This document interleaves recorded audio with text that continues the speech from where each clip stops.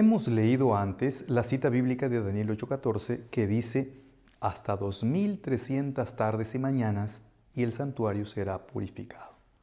Dijimos que es la base bíblica para nuestro estudio de este trimestre y previamente concluimos que la profetizada purificación del santuario se da en el contexto histórico del tiempo del fin. Ahora bien, cuando ubicamos histórica y proféticamente el evento de la purificación del santuario, llegamos a conclusiones que enriquecen nuestro entendimiento del plan de la redención. En nuestro estudio de hoy veremos que, según una comparación de los capítulos proféticos de Daniel 7 y 8, la purificación del santuario de Daniel 8:14 está ligada a una escena de juicio presentada en Daniel 7, 9 y 10. Veámoslo en resumen. En el capítulo 2, 7 y 8 de Daniel, tenemos la develación de la secuencia histórica de los reinos de este mundo, desde los días de Daniel hasta el triunfo del reino de Cristo. En el capítulo 2, a través de una estatua, son presentados los reinos de Babilonia, Medo-Persia, Grecia, Roma y finalmente la piedra que representa el reino eterno de Cristo. En el capítulo 7, nuevamente es presentada la misma secuencia histórica de reinos, pero ahora con figuras de 4 bestias del campo. Dice la Biblia, estas 4 grandes bestias son 4 reyes que se levantarán en la tierra. Así se le dijo a Daniel. Allí vemos a un león con alas de águila, que sería Babilonia, a un oso carnívoro con 3 costillas en los dientes, que sería Medo-Persia, a un leopardo con alas de ave y 4 cabezas, que sería Grecia, y a una bestia deforme y espantosa, de entre cuyos 10 cuernos surge un cuerno pequeño con ojos de hombre y lengua engreída. Y justo allí, en un momento simultáneo con el cuerno pequeño, se presenta una escena de juicio. Podemos leerlo de la palabra de Dios. Dice así: mientras yo contemplaba los cuernos, he aquí que otro cuerno pequeño salía entre ellos, y delante de él fueron arrancados 3 cuernos de los primeros. Y he aquí que este cuerno tenía ojos como de hombre y una boca que hablaba grandes cosas. Estuve mirando hasta que fueron puestos tronos, y se sentó un anciano de días, cuyo vestido era blanco como la nieve, y el pelo de su cabeza como lana limpia. Su trono llama de fuego, y las ruedas del mismo fuego ardiente. Un río de fuego procedía y salía de delante de él. Millares de millares le servían, y millones de millones asistían delante de él. El juez se sentó y los libros fueron abiertos. Es fácil notarlo. Simultáneo a la obra del cuerno pequeño se ve la escena de juicio, y junto a la escena de juicio el profeta se asombraba a causa del sonido de las grandes palabras que hablaba el cuerno.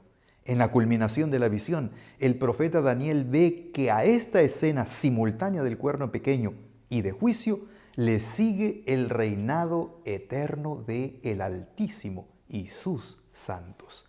Así dice la palabra de Dios. Después recibirán el reino los santos del Altísimo y poseerán el reino hasta el siglo, eternamente y para siempre. Ahora llegamos al capítulo 8. Una vez más, la secuencia de los reinos, pero ahora presentados por íconos del santuario. Ahora vemos los reinos presentados por un carnero, que sería Medo-Persia, un macho cabrío con un gran cuerno, que sería Grecia, del cual surgen 4 cuernos para posteriormente dejar ver un cuerno pequeño que se engrandece, se ensorbece, blasfema y ataca al príncipe de los ejércitos del cielo, echando por tierra su santuario. Y allí, justo allí, la respuesta a la pregunta del profeta: ¿hasta cuándo? La respuesta fue: hasta 2300 tardes y mañanas, y el santuario será purificado. No es difícil ni forzado entender que el evento de la purificación del santuario del capítulo 8 es el mismo evento que la escena de juicio mostrada en el capítulo 7. Ambos son ubicados en la secuencia histórica de los reinos de la tierra. Ambos son presentados en relación a la obra del blasfemo cuerno pequeño. Ambos responden a esa obra. Es decir, es a causa de la obra perversa del cuerno pequeño de Daniel 7 que se muestra la escena de juicio. Y es a causa de la obra del cuerno pequeño de Daniel 8 que se decreta la purificación del santuario. Dicho de otra manera, la escena de juicio de Daniel 7 atiende el ataque del cuerno pequeño. La purificación del santuario de Daniel 8 es necesaria a causa de la obra del cuerno pequeño. Hasta este punto del estudio podemos sacar una firme conclusión. La purificación del santuario y la escena de juicio son el mismo evento presentado en dos diferentes figuras de lenguaje. Ambos eventos tienen el mismo objetivo: contrarrestar la malvada obra del cuerno pequeño. La purificación del santuario es a través de un juicio, y este precede y prepara el reino eterno de Cristo. Ahora bien, la palabra que leemos como purificado en la versión Reina Valera del 60 es una traducción del vocablo hebreo nishdak, que otras veces es traducido como restaurado, y también como vindicado, y también como justificado.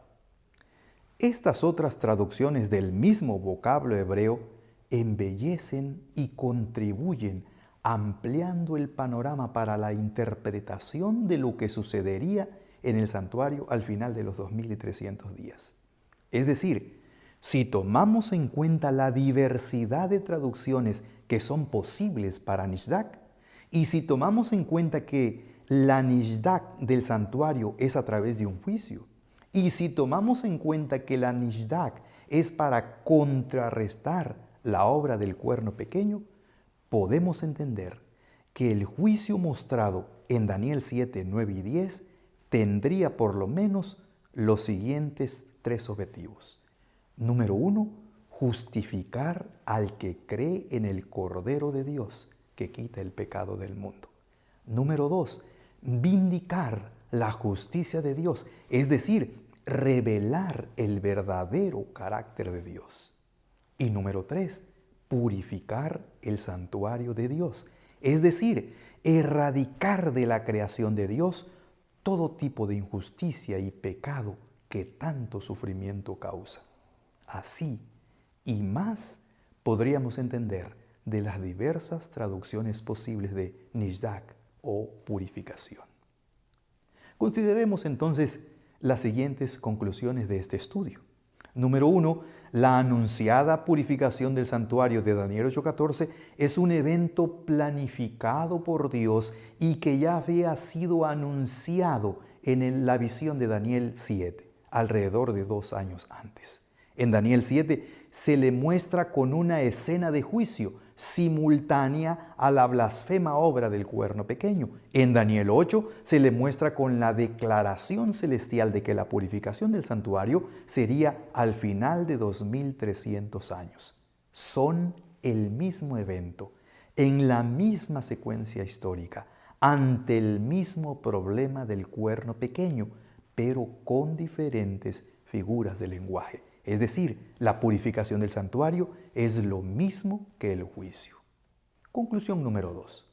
Las diferentes interpretaciones o traducciones del vocablo hebreo nishdak son válidas y embellecen y profundizan el entendimiento de los alcances de la obra de juicio. Por un lado, el juicio justifica, declara justo al que cree en Jesús. Por otro, el juicio vindica el carácter de Dios, revela cómo es Dios realmente. Y por otro lado, el juicio purifica el santuario, pues será eliminada toda impureza, todo pecado, toda maldad, todo sufrimiento, dolor, muerte y todo elemento extraño a la buena voluntad de Dios para con sus hijos. La purificación del santuario, la nishdak del Kodesh, el juicio nos dice quién y por qué es justo y quién y por qué no lo es. La purificación del santuario, el juicio, nos dice quién y cómo es el carácter del Rey y Creador de todo el universo.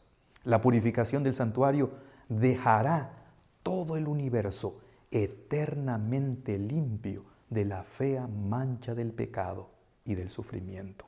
El santuario quedará purificado con todo lo que eso implica. Conclusión número 3. El gran plan de la redención, en su etapa final, previa al reinado eterno de Cristo, presenta la realidad y necesidad de un juicio. Este juicio, que es 100% bíblico y que será el tópico de nuestro próximo estudio, es trascendente en el desenlace del gran conflicto cósmico entre el bien y el mal.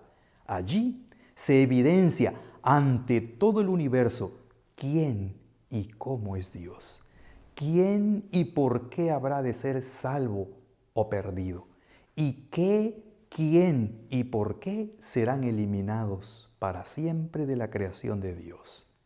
El juicio antecede, prepara, justifica y clarifica el pronto retorno de Cristo.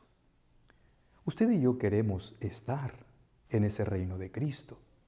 Entonces, preparémonos y preparemos a otros. Consagrémonos y procuremos que los que nos rodean lo hagan. No temamos al juicio, sino aprendamos cómo es y qué necesitamos para salir justificados. Compartamos con los demás la oportunidad de preparación para el juicio.